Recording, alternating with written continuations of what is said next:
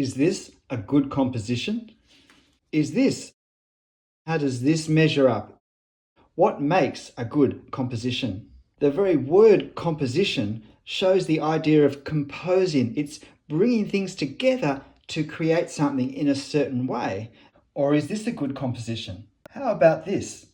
Composition is what we leave out as well as what we put in. Is this a stronger or a weaker composition? It is such a shame if we create a strong drawing that our technique is skillful, but what we're actually drawing lets us down. Let me briefly outline 12 different characteristics which can be considered in composition. Good composition is one that attracts people's attention. It keeps people's attention. It invites attention in some way. It speaks, engages with the person in what's happening in the scene. And we'd all like that for our drawings. So let's start with the first point. And at the end, I'll choose the drawing that I've shown you out of dozens in this video and tell you which one I think has the strongest composition. Let's start with the first point. The viewpoint of our scene, where we're viewing something from and the impact that has on what we see. And particularly the use of extreme viewpoints to attract attention and to keep attention as the viewer is thinking, what am I seeing? Wow, this looks different.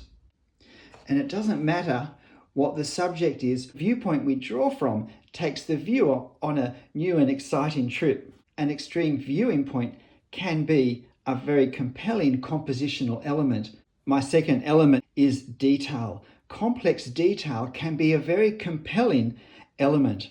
It just begs the viewer to come in and to see what we've drawn.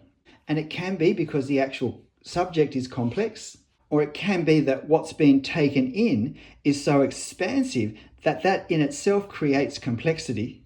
It can be that the angle we've chosen actually increases the effect of complexity by, if you like, compressing the complexity more together.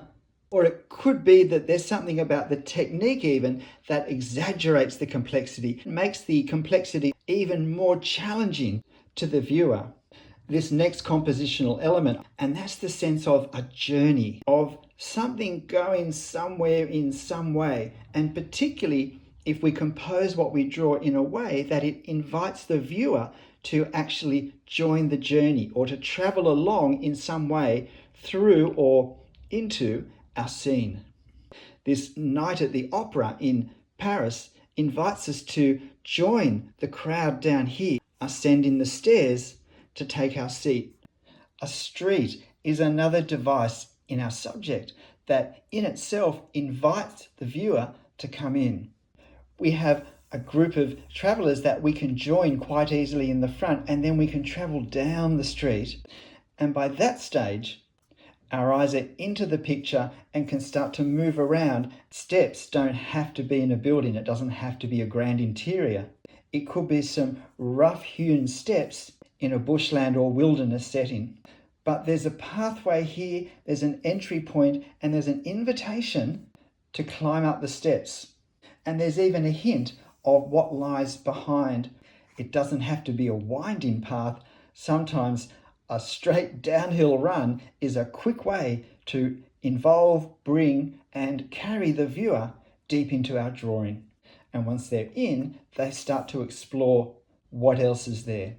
This next element is an unfamiliar view of a familiar object. Here we have the Pavilion de Fleurs that we more commonly see from the other side of the Seine River looking across, in a truncated view caused by the trimmed trees of the Tuileries Gardens. And we see front on the facade that we far more commonly see, at best, from an angle. Or we have St. Sulpice, also in Paris, an aerial view looking down on something that is more commonly looked straight across at or looked up at, can create interest and engage the viewer as they start to explore how this familiar subject looks from a different angle. This is such an unfamiliar view of a very familiar object that many of you may not be able to place at St. Paul's Cathedral in London. And having this unfamiliar view is a great way of involving and keeping the attention of the viewer, all of which brings them into our scene and has them looking at our drawing for a longer and more interested period. This next compositional element is contrast of forms, of angles, and of positioning. And in this drawing, we have the strong contrast of these angles, angled down particularly steeply, as well as angled up. Significant contrast that visually is very engaging. Here we have another view from the dome of St. Paul's, but here we have a great contrast of angles of the major elements in the scene. So we have this broad, slightly curving expanse of light value and of the relatively simplified structure of the dome curving down away from us. We have this tower with a very strong diagonal spike down into our curve, and behind it we have this still considerably strong arcing line, arcing building around it, and it creates, I think, visually this wonderful tension between these angles. Sometimes an asymmetrical composition is extremely compelling as well. In this view, we have the contrast between the soaring tower and the lower, more horizontal composition of the lower half. And while the actual church isn't particularly wide, the other elements of the scene does create this horizontal band of detail. And the contrast of the tower shooting up in the center draws attention, and anything that draws attention to our drawing is a very positive compositional element. Now, the contrast can also be between the actual elements that we involve. So here we have a very strong element of the plane trees of London. Along the bottom, we have a very strong element of the crowds of people on the street, and in the background, we have St. Martin's in the field. And we have this horizontal band, this vertical band, and then this further back, somewhat more complicated, more detailed band as well. And it's these contrasts that create interest and engage the viewer. But the contrast can more simply be just the tonal values, contrast between very dark darks and light lights, because the darks very much draw the eye. These contrasts can be quite detailed, where we have varying degrees of value getting darker as we move into the side aisles of the church, but contrasted with the very strong light coming through the windows. We can't help but be drawn to the lightest areas through the darkness. We've been drawn into the scene to engage with what we're seeing, even without thinking of it. And the contrasting value can be very black and white. We don't have to be inside grand architecture to have our attention involved by very strong darks and lights. The lights pull us in to the scene, and we can use strong tonal value contrasts to accentuate details that might get a bit lost otherwise, such as this rotunda in Hobart. If you're finding this survey helpful, then please, why don't you hit the like button right now while I go and get the drawings that will demonstrate the rest of the points. You've probably noticed by now that many of these drawings I'm showing you, although I'm only using them for one, if you like, compositional category, actually involve 2, 3, 4, 5 different categories all in the one drawing. So when we combine these elements together, that we get really strong, really engaging composition. While this next one obviously has strong value contrast, and I hope you can see how well they work here, I actually want to use this drawing to introduce the idea of framing. Framing is where we use any element at all, whether it's value or actual subject or even empty space, to frame a subject. And here, this very pavilion looking, but actually porch to an ornate building, is framed by the dark values here. These dark values channel our view into the light between. But there is also a pathway between gateposts to lead us in. There's also the contrast between this empty space and all of this line work, all of this hatching as well, to make this stand out more. Strong compositional drawings involve many of these elements at once. Sometimes our composition is quite literally a frame. This archway and this balustrade literally encircle the view of the interior of the Vienna Opera House grand staircase. Our view is channeled into the ornate detail that we talked about earlier. In this Berlin street scene, our wonderful turn of last century apartment building is framed by these two trees. And it's not just the contrasting elements of the darks and the light that frames, it's the contrasting elements of the foliage with the architecture.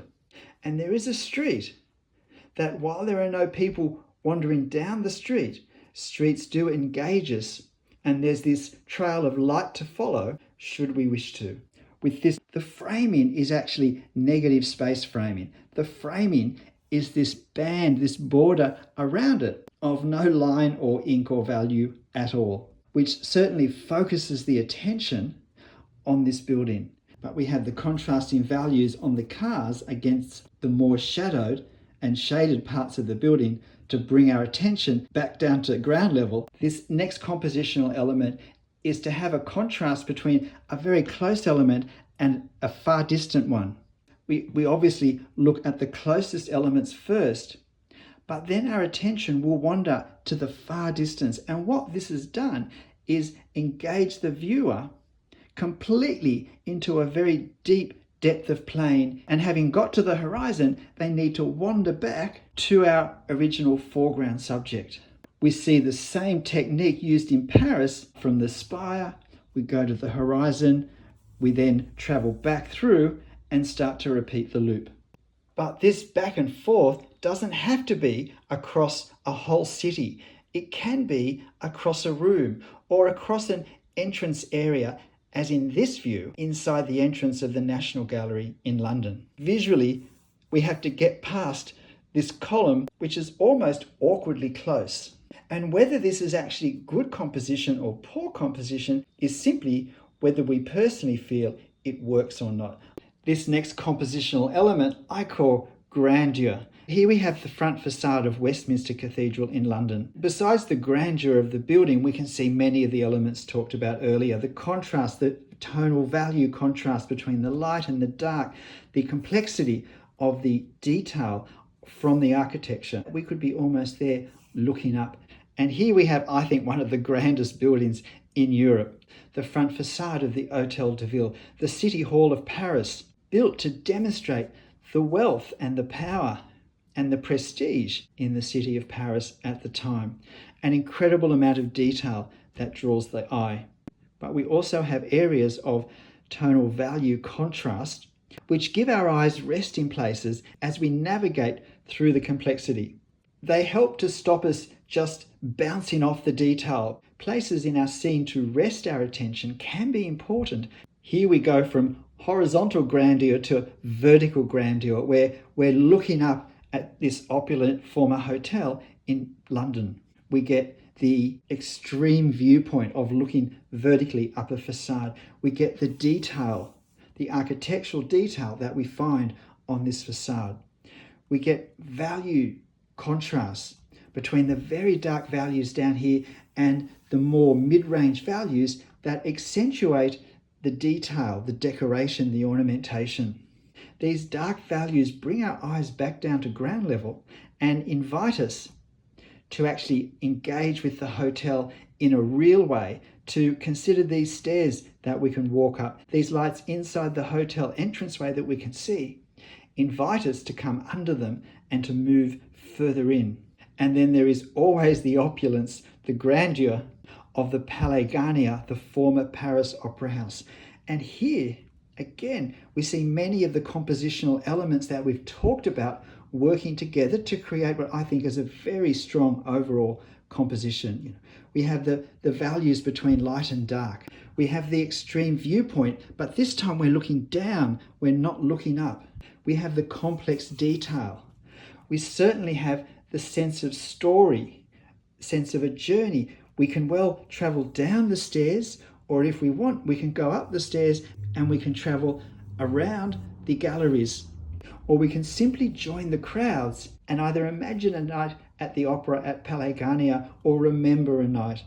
And we have these very strong, very close elements of these columns. And again, while we're not looking across a city, we're still looking across a cavernous space. And so the viewer is drawn in deep into our scene and around our scene.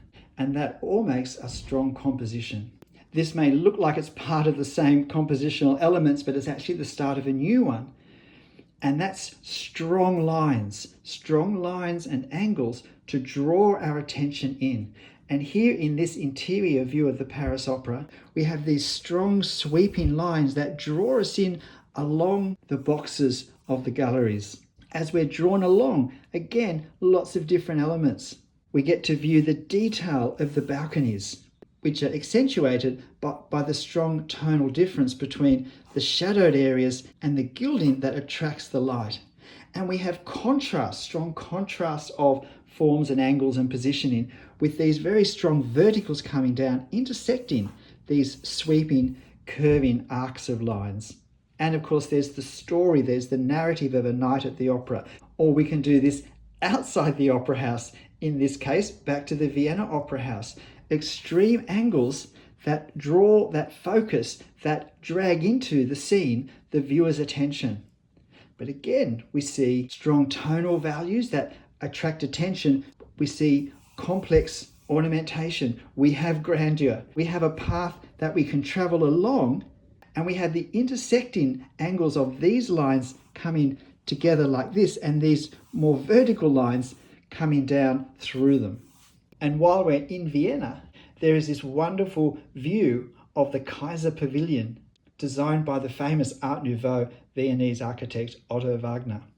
Firstly, we have these incredibly strong lines that focus and channel our view into the scene. And with their dark contrasting values, really come and underscore the pavilion and the contrast in the white and the darks. We have contrasting up here of light and dark to really accentuate the beautifully elegant Art Nouveau architectural decoration of this dome that sits over this station. Unfortunately, the emperor only ever used it once.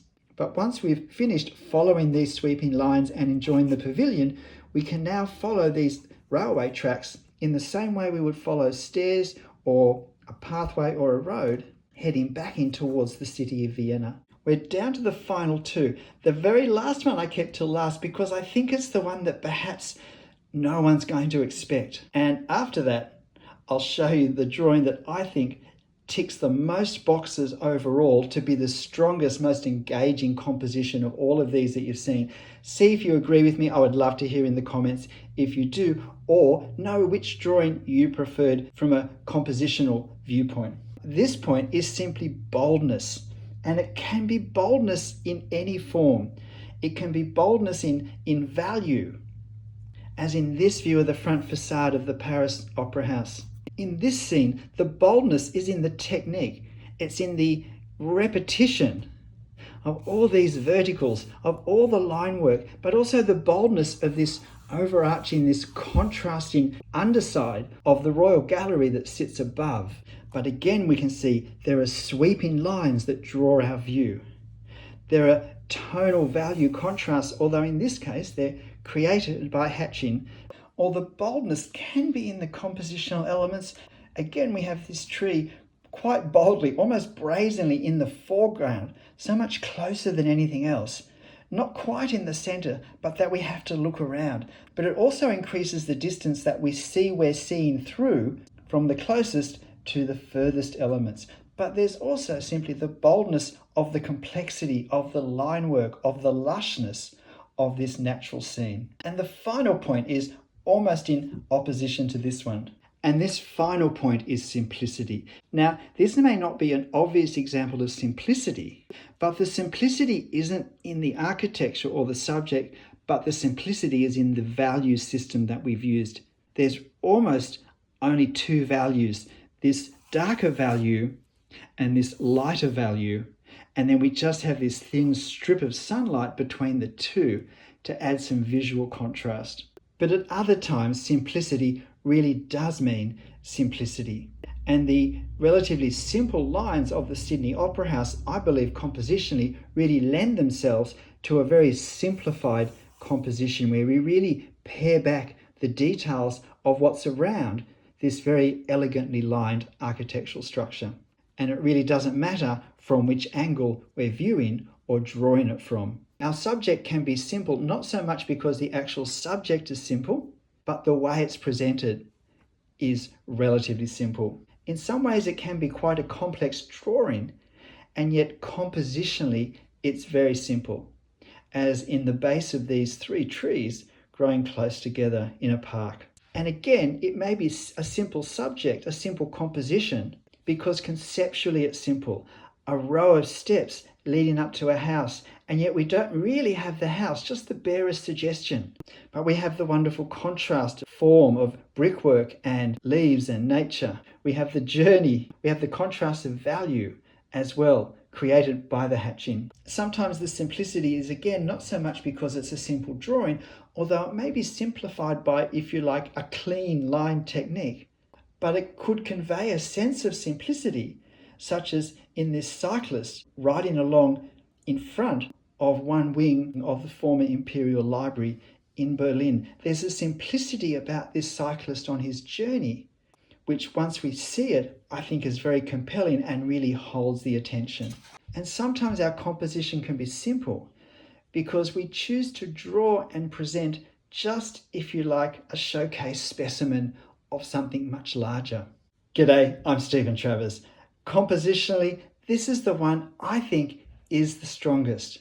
It's not necessarily my favourite drawing, and it was a close toss-up between this one and this one. But I feel like this one has an engagement that's been tested when I've posted it numerous times on my Instagram account. It has a certain awkwardness because at first we're really looking down between the two towers and really not landing on anything that feels like a focal point straight away. And then we have to move from side to side. And then we start to get a sense of, hang on, where is this? Is this St. Paul's? We have very strong tonal contrast between the full sunlight on the roof and the shaded sides of the towers and the shadows, the even darker shadows that the towers cast. We have the wonderful distance. And while we're not looking from the towers to the far side of London, as in some of the drawings, we're certainly looking far enough away that there is a great distance that our eyes and our mind travel to the edge of the city that we can see before we turn around and head back visually to the tower. There is the contrast of the fronts of the buildings. There's the wonderful curvature of the buildings in Fleet Street of their facades. There's the sense of scale of the figures and the vehicles scattered throughout the street. Wonderful sense of sunlight. Lovely complexity, architectural complexity and grandeur in the towers at least, if not as much in the roof. We have an unusual view of the architecture of St. Paul's and of London. In some ways, the towers frame the view between, which again compositionally is strong, and it's certainly an extreme viewpoint. There are contrasting angles and directions of line. And yet I also feel there is somehow a relative simplicity in this view. Of course, that's just my opinion, and it's no more valid than yours is for you. But I would love to hear your take on compositionally which you feel is the strongest drawing. So if we're going to put the time and effort into drawing, let's compose a composition or choose a reference where the composition has been composed carefully so that the work we put into creating the drawing has as much chance for as much impact as possible. But hey, whatever you draw and however you draw it, whatever the composition is, make sure you have fun. I'll see you next time. Bye.